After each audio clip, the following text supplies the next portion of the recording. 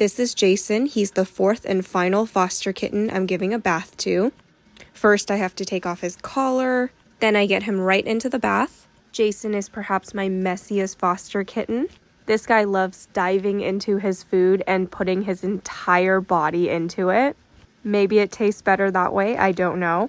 When he uses his litter box, he poops, and then he goes ahead and sits in it before getting out and dragging it everywhere. So of course, Dawn dish soap is our best friend today. We're using it to lather him up.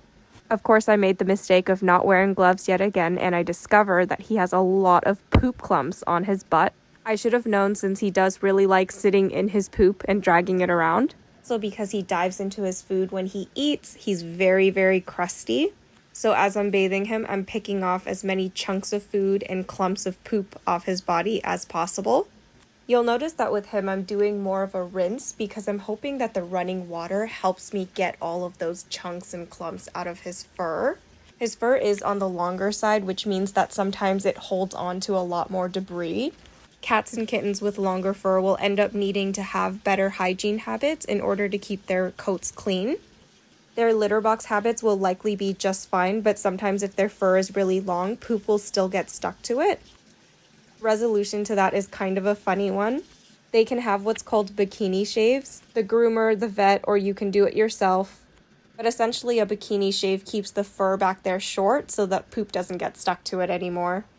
I'm finishing off wiping off Jason's face, and I'm noticing that he has a lot more chunks and a lot more debris in his fur, especially on the side of his face. I also see that despite my best efforts, he still has poop embedded into his tail.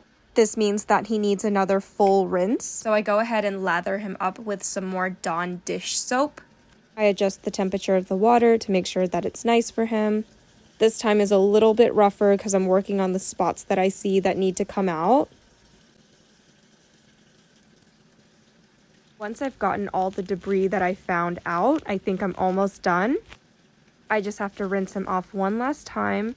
I just want to make sure that he's as clean as possible.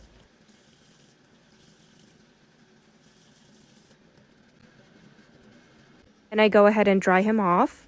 I'm drying him the best I can and getting as much moisture out as possible so that he doesn't get cold. After this, I have a setup in the bathtub with a heating pad and a towel. Jason's siblings are also in there drying off after their baths. The heating pad should keep them plenty warm.